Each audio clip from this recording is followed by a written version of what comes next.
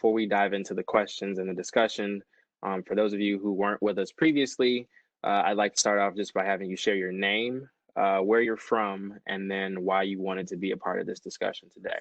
My name is Danielle Taylor, and I am from Grand Rapids, Michigan. And the reason I wanted to be a part of this conversation is because it's very important and change needs to be made, and racism needs to stop all around the world. My name's ADIBE Garces. I'm from Grand Rapids, Michigan as well. These conversations have been so important in my life, and I haven't been able to fully have one, I feel like, in a really long time without being cut off or subject changed or people getting uncomfortable. So I'm really happy to be a part of this, and like especially meeting new people and seeing familiar faces as well. But this is the time that we have to make a huge change in the world and end oppression in our country, especially. And I think these conversations are just the most important thing to have right now in this moment with this momentum, and to make sure that we don't let our foot off the gas. My name is Alejandra, and I'm also from Grand Rapids. I've lived probably the last decade outside of Michigan, though, in different parts of the United States and in South America. I wanted to be part of this conversation largely to listen to different perspectives, to have a space, kind of like what my sister said, to be able to talk about the things that that we've seen and that we've also dealt with in our lives, and also just I know that like my own experience is different from even my own sister's, just because of the differences of where we've lived and the people we've surrounded ourselves with. And so I think that for me, I'm like in a big like learning position here, and listening and taking it in, and if it comes up to share experiences that as well, but more so just to kind of hear the voices of people that I haven't heard as much from in the last like 10 years. In my honest opinion, there hasn't been too much that's been said about it. It just seems that at least those in the Black Lives Matter movement are just screaming, defund the police, without any specific direction as to what we're defunding or what the purpose is, at least from what I've heard. Something I've observed with that, though, is that in white circles, it seems to be pushing them further away from what I would think the point or the purpose of defunding the police is. So what are your thoughts on defunding the police? Is it effective? Or do you have any other thoughts on why or why not you would be an advocate for that? Obviously, I'm not an expert on police or defunding them, but I notice that there's a huge, everyone, when they hear defund the police, all they hear is like abolish the police, or like we don't need police. And like everyone has their own opinions on that, and everyone may think however they feel about that, but I don't think defunding is a bad thing. I truly don't. We're giving power to people that, if you look back far enough, have been taking advantage of that power from where they started, or how being in the police has gone passed down from generation to generation in families that maybe don't have everyone's best interests at heart, and maybe aren't really going in it to serve and protect and make sure that everyone is safe. Maybe they're going in it for different reasons. And how do we know that? Are they what is their training like? How is everything being portrayed to them when it comes to other races? Like, even looking into society, things aren't being explained with everyone's point of view, only a white point of view, only a white narrative, only white Barbie dolls. And they're finally changing things. But like in the police, how have they been effectively changing and adapting to all the changes we're trying to make around the world? Those things aren't changing. And I feel like giving them like the funding that we're giving them, and taking funding away from all these other things that are needed, like schools and, I don't know, housing, like all the other things that are needed, I feel like that's not helping. It's giving, like, obviously defunding them is showing the message of, you need to change. We need change. This is enough. That's how I view it. And obviously I'm not an expert on what defunding the police means, but that's how I see it. I would have to agree. I think defunding the police is necessary. But what I will say is, in order to do that effectively, I think it needs to be maybe like a commission comprised of community members, activists, political figures, and not just like the Senate making decisions for everyday people like us. some of the funds that they would be taking away from the police should definitely be used toward equal housing opportunity, equal employment opportunity. Because when you look at the statistics, some of the reasons why there's crime is because, you know, there's no jobs, or the school system is broken or inequitable. So taking some funding from the police, they're taxed with a lot. Like, they expect police officers to be social workers. They expect police officers to be everything. But what I think they were intended to be, maybe at the very beginning, and even that is sketchy, even that is questionable, because we know that in the beginning, um, this nation was built on inequitable practices. So definitely taking the time to really see and look at what defunding the police looks like. But again, I would not want Senate members, House members, not even the president, just I wouldn't want my future or the funds of my community to police to be in the hands of current politicians right now, because they're not thinking about us. They're not thinking about everyday people who have to live in these communities that were not built for us. And so if we don't change that, we'll just be repeating the cycle. Lauren, with a lot of that ADIBE, I think something that comes up in my head a lot of times when we talk about defunding the police, and I do agree in a lot of ways with what that could look like. But a big question that I keep having, and that came up with everybody, is like, it's not just about the police having too much money, right? It's about schools and mental health not being taken seriously, and like police doing social work, like jobs, when they should have social workers be doing those jobs. And so I think about it, and it's like, that's like such a big issue outside of just the police has too much money. Like, the police having too much money is contributing to that in a negative way, and in a way that's like on the spotlight right now. But I think that there's so much more that's deeper than just police departments having more funding than they should.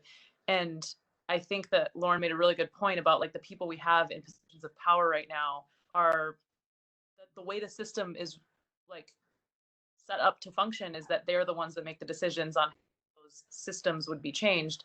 And they don't really, it's not really in their interest at all to change those systems for people of color and like minority groups. And so I guess, like, for me, like, part of my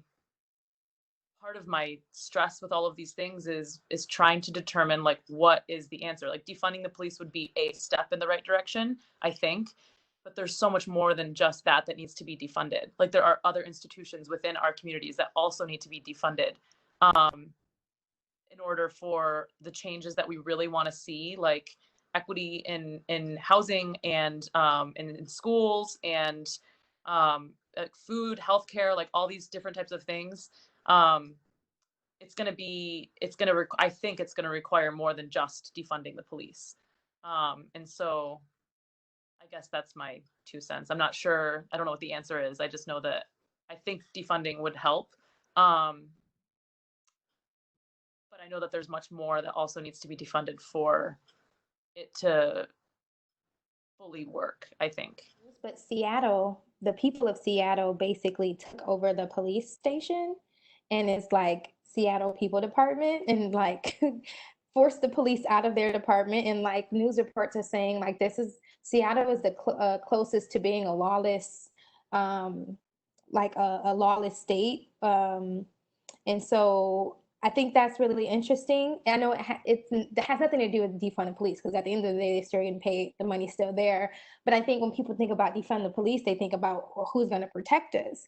I will be interested to see how this plays out in Seattle, because if it's proven that we as a community can police our own community and not send Black and brown people to prison at astronomical rates for petty crimes or petty things, I think it'll make a world of difference. I was reading somebody's post and how he did a ride along with his friend, and he witnessed them basically running plates because they were bored. Like, we need something to do. There's no crime to fight, so they'll run a plate And if they find something, they'll say, hey, you had a broken tail light, kind of like what they did to Sandra Bland, and then like agitate the person to where they become combative and then they create something.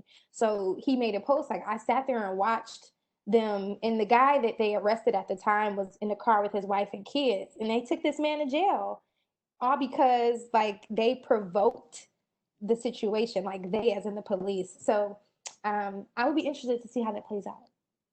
There's definitely and that's with anything, not just this, but there's definitely a boys in blue mentality. It's like a brotherhood, and they keep things pretty close to their chest. And I'm imagining if I were, a part of that, that field, I probably would end up finding myself falling in line too. Um, like you guys have said, and I'll just echo it. I think they do have to be very strategic in how they do this, because there's still a lot we don't know because it hasn't exactly happened yet to the degree that I think everyone's aiming for.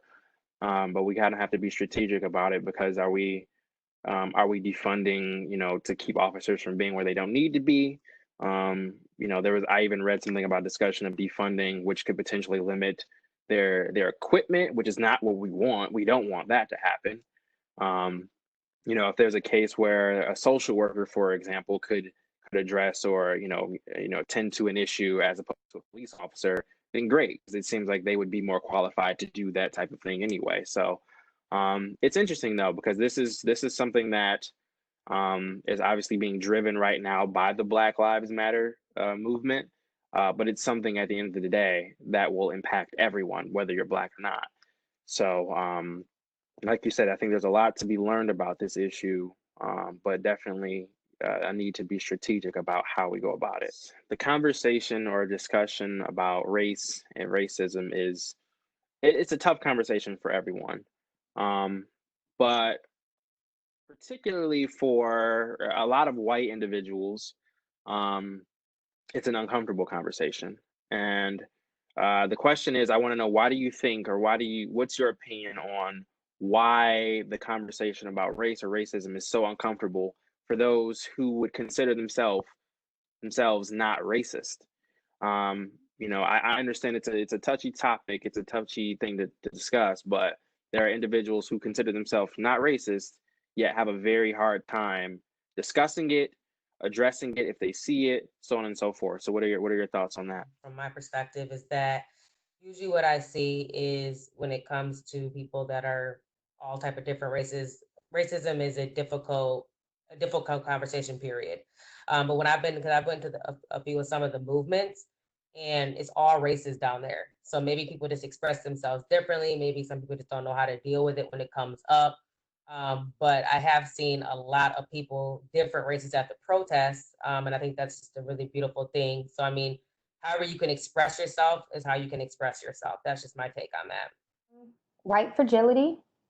And when Black people have a hard time having conversations about race, it's this discomfort of trying to make other people comfortable, right? Like we have been conditioned to like make everyone else around us comfortable in our presence. So if that means we have to change our hair, the way we talk, the way we move, and whenever race comes up, for me at least, it's like I want to be my authentic self. I want to say how I feel, but I don't want to say something that would offend you. Again, that is how we were conditioned as Black people, to make other people around us feel comfortable. White people struggle to have conversations about race because of white fragility. They are afraid that they will be revealed as a racist or exhibit racist behaviors or ideas or thoughts. And I hate to keep going back to this book, but it's the best book ever in regards to this topic. But it's Ibram Kendi's book, How to Be an Anti-Racist. And so he starts it off by saying, everybody, regardless of race, jumps from racist to anti-racist, meaning no matter what race you are going to have thoughts that are contrary to the race. So, I could be Black, but if I say like, I don't like when white people follow me in the store, I clearly have a bias against a particular kind of race. So, but then in the same breath, I could say, we need to show me the policy, the store policy. Like you're jumping into policy to then change the behavior. So that is what an anti-racist is they challenge the policies and the ideas of racists and kind of fight against that to prevent racist behavior. So to me, I think that's why there's so much tension around people having that conversation.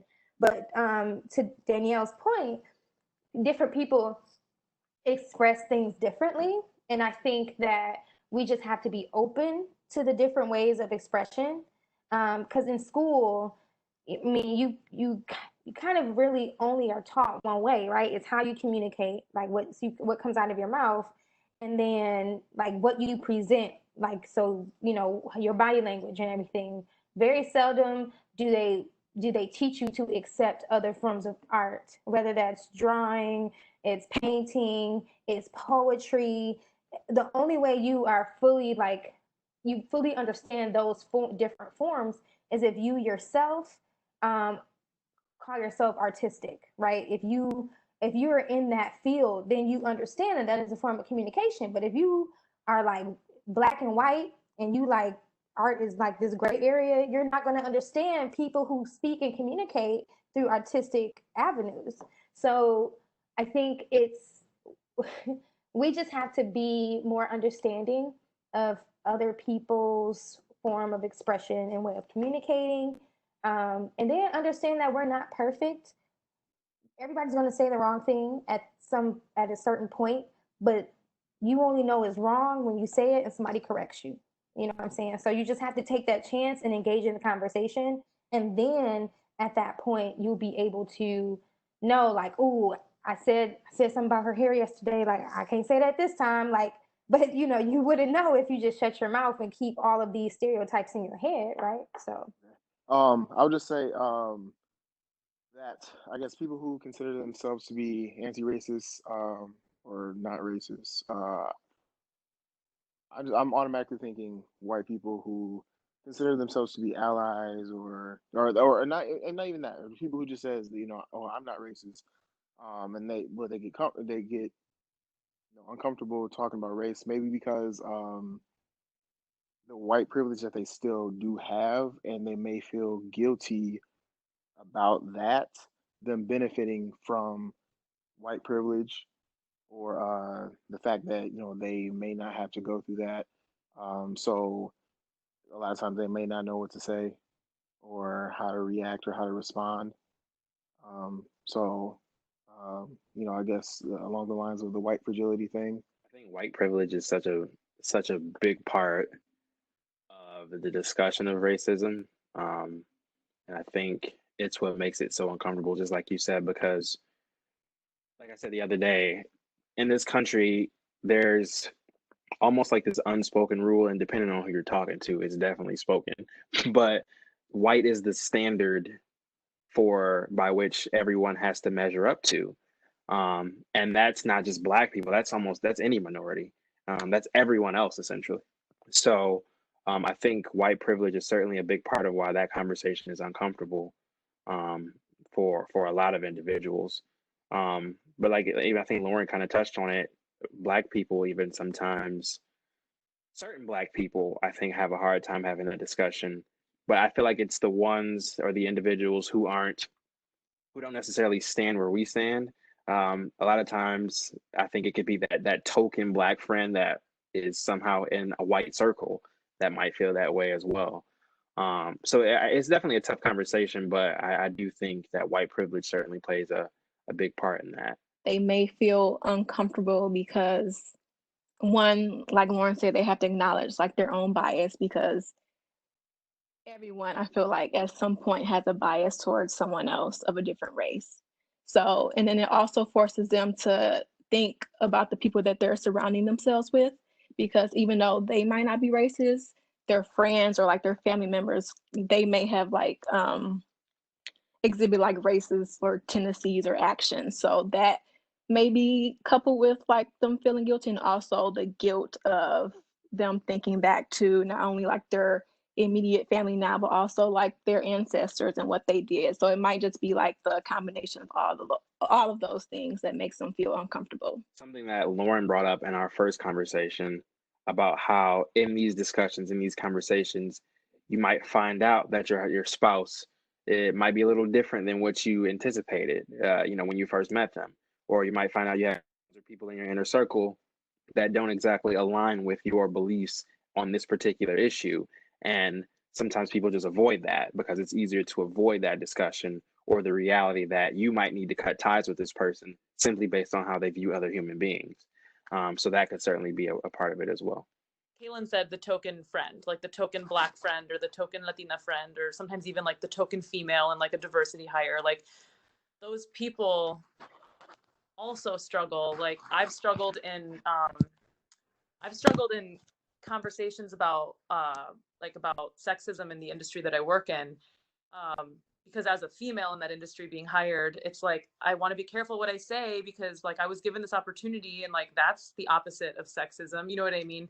And so I feel like sometimes it's self-preservation, like a minority in any way, whether that's a female or a Latina or a Black person, like as a minority, when you're given an opportunity, whether that's like in a friend group, like as in a friend circle, like maybe they don't see it that way. But at the end of the day, I'm always going to feel like I'm the only Latina in this room right now. Like I am the only person of color in my entire friend group for the last like 5 years. And I've learned to just deal with that. And one of the ways you deal, unfortunately, is kind of by surviving and by not making people uncomfortable and being that person that's like, oh, like you're not racist, it's fine, like trying to make them feel better so that you can keep surviving in that like group that you're in, which lately has been a big point of growth for me because it's like I'm reassessing my entire reality for the last decade, and and how people don't have like in some ways that puts me in like the privileged place of people that have the choice to even be in that group, whereas others might never even have the option to be in that group and have to grapple with those issues, you know.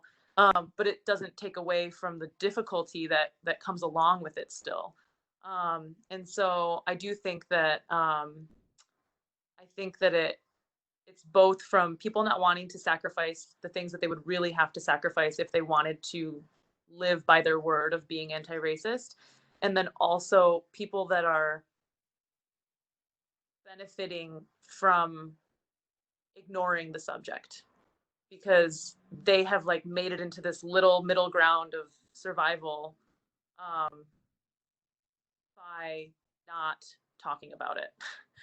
But there are a lot of people who stand on completely opposite sides of the fence when it comes to the idea that only white people can be racist. There are individuals who feel like racism is white people, like that's it. But as Lauren kind of was talking about, that certainly could span across multiple races. Anybody can certainly be considered a racist. I was wondering what your opinions were on that. Do you feel that white people are the only individuals that can be racist? Or is that is that a title that anybody can claim? But anyone can be a racist. So, I mean, it depends on the type of person that you are. But even if you're not maybe a true racist at heart, sometimes we all say like stereotypes that could be considered racist. So I think anybody can claim the title of racism. So I don't think it's just a white thing. I think it's more anyone can claim that title. Like if you're a racist, you're a racist. If you use stereotypes, you use stereotypes. So I don't think racism is just a white thing. Data says that racism is like the dominant culture is the culture that usually has racism or it exhibits racism. But I believe that anybody can, especially depending on how you were like raised, right? Because you could be Black but adopted into a white family and take on the ideas of the family that you were adopted into. So just the color of your skin doesn't negate whether or not you are racist or not. There's some Black racists out here. Look at Candace. What's her name? What is her name? There you go. Yeah, she Black and all skin folk ain't kinfolk. And I think that's where that saying came from. Yeah. The individuals out there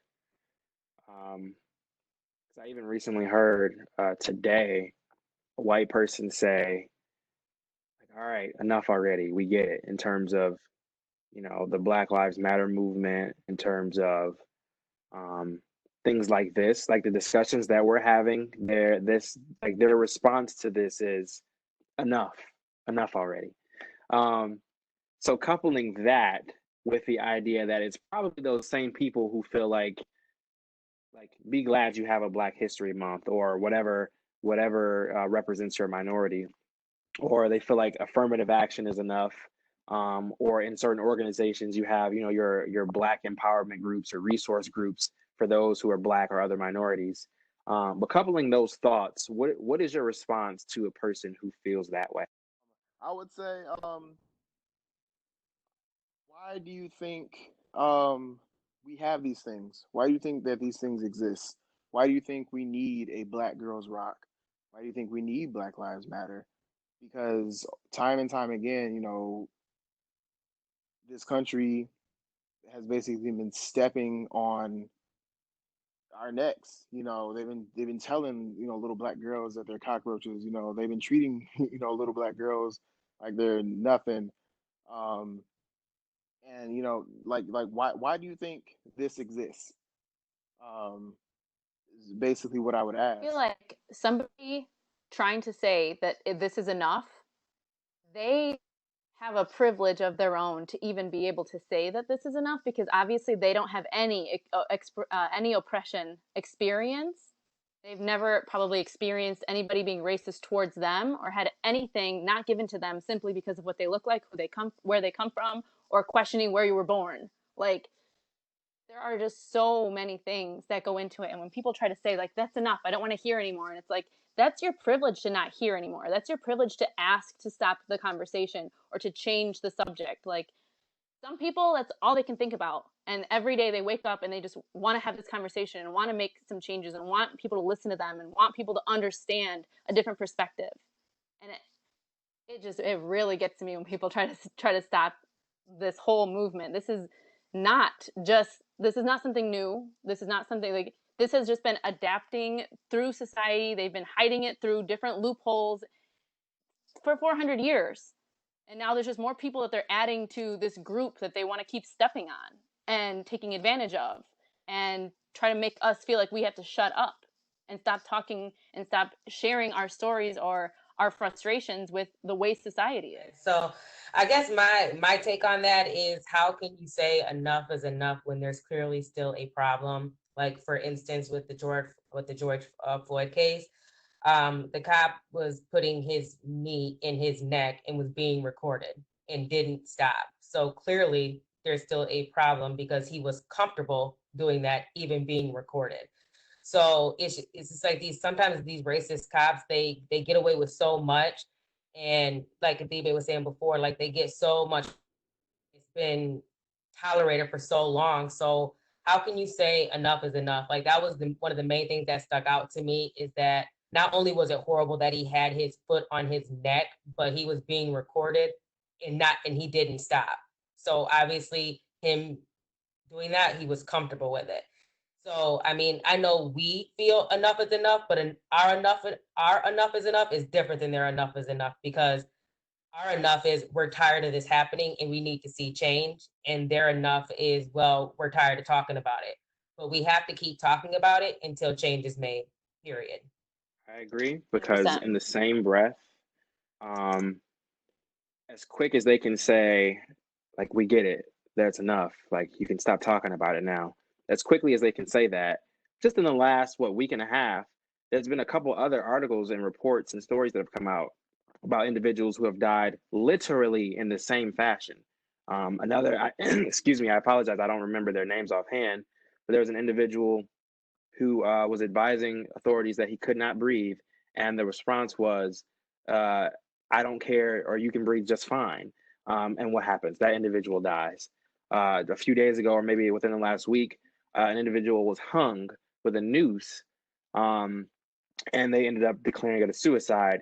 But yet, everyone around that environment, and even the people that I know in this area that have been reading it and following it, aren't buying it. We're not buying it. So the response that enough is enough, we hear you, we get it, that isn't satisfactory for us, or for anyone for that matter. It doesn't stop. We're not going to stop what we're doing until the things that are happening to the people of this country, and it's not just Black people, just in general, and until we get to a place where we're no longer putting one group of people above the rest across the board, enough is not enough. So if we have to continue, then we'll do that. Lauren? When you said that in that same breath, like as quickly as they're saying enough is enough, they can use that same breath and like literally tap on doors, pull down policies, write people, because they probably know people who know people, or even have more access than we do to push forward change, right? So if you truly believe enough is enough, what have you done to solve the problem? What have you done to contribute to a solution? So that I was at a protest yesterday, and I saw someone's shirt, and I think it said white silence is violence. So like if you're white, you have privilege and you don't speak up and you don't say anything, you're contributing to the problem. So if someone were to say that to me, I'm like, well, what have you done? If enough is enough and you're tired of hearing about it, what have you done to solve the demands or to meet the demands that we're asking? And then I will engage in that conversation. But if they decide to not take responsibility and say, well, that's not my problem, that's a Black people problem, I'll say this is a humanity problem. This is America's problem, and when in a nation where you live. And so just as quick as they are to kill us, they will be just as quick. Like even with the coronavirus thing, they didn't care about families. You know what I'm saying? Like coronavirus had no prejudice. It killed Black people, white people, Hispanic people, everybody. So just as disease, like racism is a disease, and it's been Black people for 400 plus years. Who knows for the next 400 years, when because we have the power, we've seen it, we've marched, we laws are beginning to change. Once we really tap into the power that we have as Black, brown, and indigenous people, we like literally we will more than likely take over the world, and they will become the minority, and then they will feel that oppression. And so I don't think any of us on this call, anybody in the movement, is pushing for the roles to be flipped, but we want to eliminate it. We're not trying to oppress the folks that are oppressing us, but we really want basically, you know, for it to be just equality and just humanity, for humanity to really live, because that's what it's at. That's the heart of it, is humanity.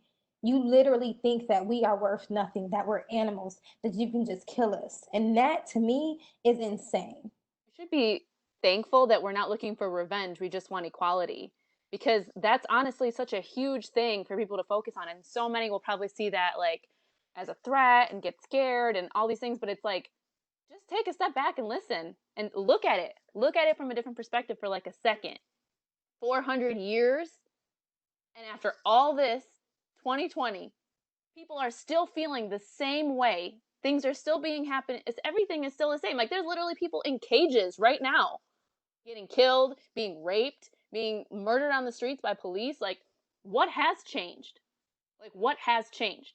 And that's why now we just want change. We just want equality. It's not even civil rights anymore. We just want equality. Everything is the same. There shouldn't be like a gap between anybody because of the color of their skin or their class or where they're from, where they were born. Like that's not what this country is about. And I just hope one day, I don't remember the last time I looked at the American flag and actually felt the pride that I used to feel. I don't feel that anymore.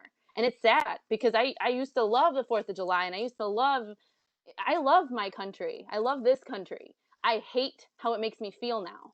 I hate that when I see someone wearing something with the American flag, I feel threatened. I feel scared. I feel like I want to go in my car and drive away. I feel like I want to go inside. I feel like, do they have a gun? Should I be scared?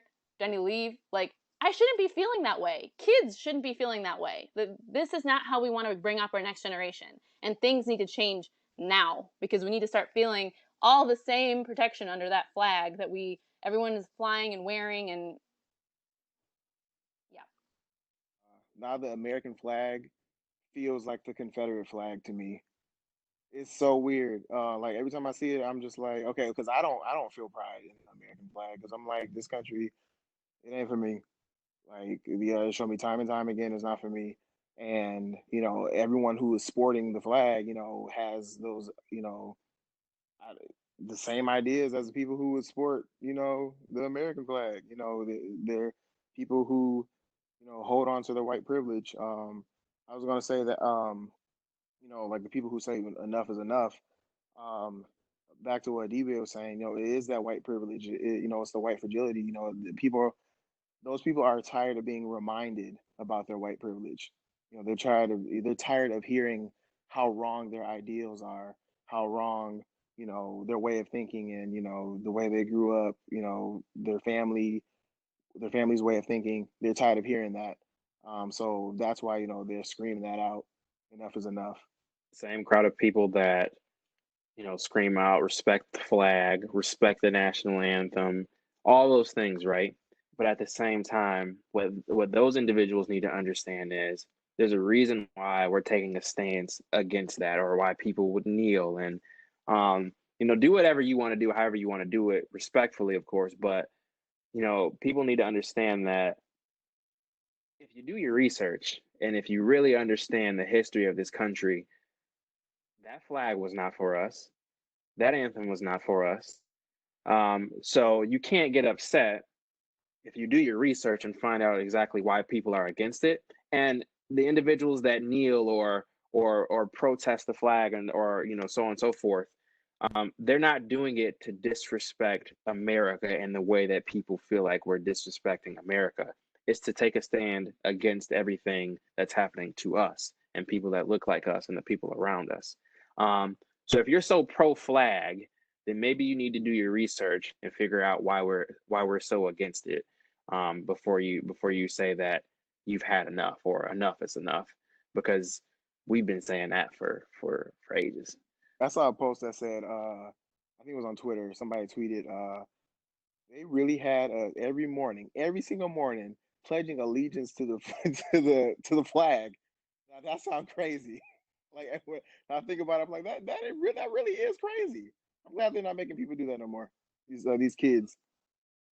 There's a couple times where I've had conversations with, like, for instance, like white friends, and I bring up things relating white privilege, not to attack them, but to just share knowledge and, hear their perspective, and just have them listen. And I just remember, like, every time, obviously, you bring things up, people will deflect and change the subject or pick out little things that you say that maybe that's unrelated, even if it's like a grammatical error, and they'll change the subject to that you said something wrong instead of listening to what you have to say. And that's, I think, one of the most frustrating things for me when I try to have conversations, important, meaningful conversations with people that I love and have been in my life for most of my life. And I just remember I had this conversation where I was talking about white privilege, and it was brought to my attention that, have I ever thought that that mentioning white privilege is its own form of racism? And I was like, no, absolutely not. But at that point, I just needed to end the conversation, because obviously this, I wasn't going to get anywhere, because they're still changing the subject on me, and everything I have to say counts for nothing, because nothing is being heard except for one phrase that we're going to then change the subject about something that's completely unrelated and just not true. And it's just, that's the frustrating thing about me. And I'm glad that we have these conversations, because I don't get to have these very often, besides like with my sister every once in a while when we're, together and have free time. But I don't get to have these conversations with a lot of people in my life. And when I do, it's honestly a privilege of mine. I feel like at peace and hopeful, like, thank you for letting me talk, and thank you for listening to me, and thank you for sharing your perspective, because all of our perspectives matter, whether you may have some racist tendencies or not. Talking about it still is going to help open some part of your eyes to this conversation that I'm trying to have. And so I'm really thankful for being a part of this. Thank you, Kaylin, for inviting me. Being in a minority group that is kind of running a similar race, if not the same type of race as the Black community is, what how have you guys, as groups or members of the Hispanic community, been able to relate or identify with some of the same struggles and same issues, or how has it impacted you, just kind of seeing the things unfold? What's your take on that? In a lot of ways, myself and my sister and other members of our family have dealt with overt and covert racism since we were like, since I remember as early as when I was 6 years old. So like it's been our whole lives. I do recognize that there are differences, but that doesn't take away from individual experience. And so I will say one thing about like how this movement has, it's been a movement and it's been like being fought for so many years. Of course, right now the conversation has reignited and become what it is. And so one thing I will say, it's just a way I've been feeling, is lately I've felt almost safer to be able to express myself with the feelings that I've actually had with these issues, because and I thank the Black Lives Matter movement for that, because I feel like a lot of times I try to stay, it's that survival thing. I try to stay like in a mode of almost silence so that I can just keep doing what I'm doing and like not deal with the things that we dealt with as little kids, and felt like I was always accepted and there was never issues. But I'm starting to recognize that's not always actually true. And um it's been difficult. It's been a difficult like journey, especially recently, to kind of like remember a lot of the things that have happened, and then like recognize the things that do happen that I sometimes try to act like they're not happening so that I don't have to feel so bad, which is like it's so minimal to what I feel like the Black communities are feeling, because it's not just like, oh, you're gonna feel bad. It's like, oh, like you might lose your life, like you might not come home, like you might not see your family members again ever. Like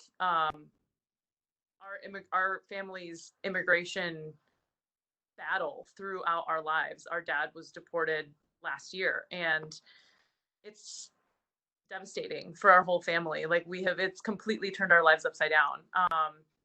And so the immigration issue is a huge issue in this country. One thing I can say is that our dad is alive. He was sent away, but he's alive. A lot of people's dads aren't alive anymore. And so I'm grappling with like how I do relate, because I'm trying to like keep myself in check and recognize that like my experiences are different inherently from the experiences of a Black person. But they are still very painful and difficult to go. And it has been a fight that my sister and I and my mom and my dad, and I'm assuming my brother as well, have all dealt with. And being affected by the stereotypes that people have on us. Obviously, I've never felt like, I know that I've always kind of tried to be an ally, because I never felt the same as my white friends or the white community that I grew up in. We grew up, when we were little, we went, I think she was in second grade, I was in fourth grade, we went to a Catholic school with almost all white kids. And I block out those years that I went there because of the bullying and the things that I thought was just like me being bullied. But in reality, there was subtle racism in a lot of things that we encountered at that school. And I blocked them out. I had a conversation with my sister to kind of jog that back in my memory, to remember the things that were said, like poking at like my sister's skin color in second grade, saying, why are you here? Because of your skin color. Like things like that to a second grader, absolutely not okay. And I am really glad that she got to move away and go to a different place with different like views, and being more like around other Hispanic communities. I noticed that she had that. I didn't. I've stayed here. I've lived in this community. I have my friends, and I just living my life, trying to survive my life. Like that's what I do. And there's just been so much change. At the same time, it's like once this, like now that people are finally opening their eyes, I feel some hope that we can actually make some real change, because of the conversations that I'm actually able to have now, and the conversations that people are having, even about that Catholic school that we went to in West Michigan, and different racial divides that people have, and that people just don't talk about. And I hate kind of having to always shut up with what I feel or what I have to say, or telling somebody, that really isn't something that you should say, and like pointing out when people shouldn't say things because it's not right. It's subtle racism. And I've always felt some type of allyship because of that experience that we had, and growing up in an all white neighborhood in Northeast Grand Rapids, Michigan. And I've lived in the same area, not the same zip code, but in the same area my entire life. And I have had so many different experiences and a lot of inclusiveness as well. But just because I'm included doesn't mean that they were including everybody. And I noticed that. And the fact that that was still happening bothered me and triggered conversations that maybe ended relationships, but I never thought it was okay to just not include people or think negatively of someone just because of the way they look. Because I look different too. We're all humans though. Like the whole point is that, yeah, maybe everybody gets separated into their own races, but we're all still, like you said earlier, Lauren, a human race. Like we're all humans. That's our real race. And I hope one day that can actually be seen, because right now everything just gets separated and you have to divide everybody out, and everyone has their stereotypes and they assume that you're crazy, or they assume you can dance, or they assume all these things. And it's like, can you just get to know me instead? Like, can you just ask me questions and learn about my life, and actually hear what people have to say instead of assuming what you think and then just going with it? I think that's just been really huge, growing up in Grand Rapids. And I love Grand Rapids. I love Michigan. But the way things have been coming out since 45 became president, I love my state and I love my city, but it is horrifying to see how many people, and how they really feel, and all like coming out of the closet with their feelings on people. And it's like, you hate people because they're different. I'm different. How do you love me then? Like, that doesn't make sense to me. I can't have this relationship if you can't answer that question and open your eyes to what I'm asking you. But also, when we get to a place where we can comfortably feel like 3 months from now, we're not still having this conversation, or we're not just waiting for the next person to be lynched, or the next person to be shot dead in the street, or the next person to have someone's knee on their neck for 9 minutes. When we get to a place where we feel like we can breathe and we're not anticipating these things happening, then we'll decide when enough is enough. When will the change that we keep talking about, and like the change that keeps happening, like I'm excited to see so many laws changed.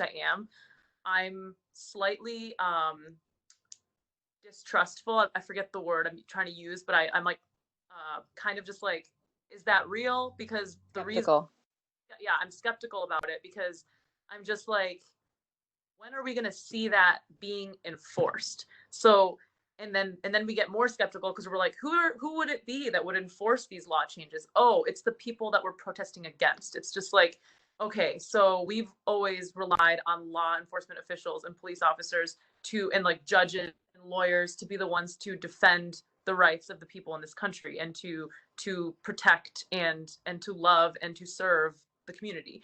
But we've seen this massive disparity in that. And so when we're like, okay, now we're going to make laws and we're going to change things so that that disparity gets smaller and that things can start to go to like an even playing field, that's a great first step, but it won't mean anything unless it's enforced. All these people saying like, we're changing the policy, like this is updated now, this. And it's like, I'm still kind of just like, that feels like empty words unless you tell me that people are going to get fired unless they follow those policies. Because like administrative leaves, like people being paid while they're not working, even just being able to resign instead of getting fired, like those little things are just like an extra like a microaggression way of being like, your cause kind of matters, but like we're just going to keep doing like the status quo and business as usual to like ease the transition. And it's just like, there should be no easing of that transition. It should be like a stark change. And the only way stark change will be implemented is if people actually start losing their jobs and things actually start changing. And so I think that's like one of my most difficult parts of this whole thing is like, I'm so happy to see that laws are being changed and people are saying the right things now.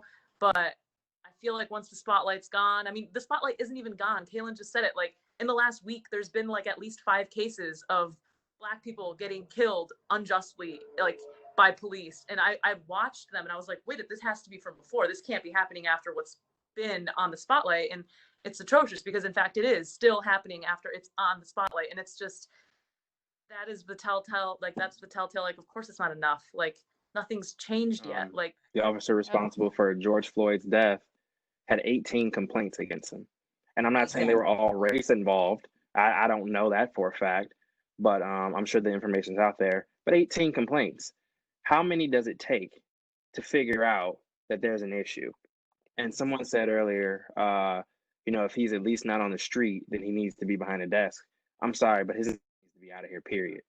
I just wanted to go back to like the whole defunding the police conversation. It's just really apparent to me that in America that Black lives still do not matter. And I say that because they didn't talk about defunding the police until white people started, getting the other end of the police brutality. Because Black people been in the streets, Black people been protesting, but it wasn't until it was this until we saw multiple videos. Like the older white man, the 75-year-old white man who got knocked down. I think wasn't in Grand Rapids when someone had shot that guy in close range with a tear gas canister. I think that was Grand Rapids. Until the white people became part of the movement. Now they want to talk about defunding the police, but this been happening. The black people been in the streets, So it's like, okay, y'all still don't care about what we have to say, So that's why I think it's very important that the white people, y'all have the privilege, y'all have the opportunity. Yes, exactly. Step up. You guys have the opportunity to go into those spaces that they're not going to listen to us in. So yeah, like DB said, step up. There are people who are completely in the dark. They have no clue. So it's part of our job to help have these discussions, to help educate, share perspective. It gives everybody an opportunity to discuss based on their personal experiences and from their viewpoint. But ultimately it's to start a conversation. So it shouldn't just be done here, or if you're watching this, it shouldn't just be for you to close the laptop and be done. It should spawn something. It should generate and spark conversation. I'm not saying go and grab your cousin and throw him on the couch and say, hey, let's talk about race. But when the opportunity presents itself, because it certainly does, it's hard to ignore in our climate, these discussions should be had. And like we've said a couple of times, it might be uncomfortable. You might find out some things that you didn't want to hear, but whether you address it in that moment or at some point, it has to be addressed. So it shouldn't just stop here with just listening to us talk and share information, or even with the conversation that you have with the next relative. It should go further from there. I certainly appreciate you guys having a discussion with me again today. It doesn't stop here, but I appreciate you sharing your perspective.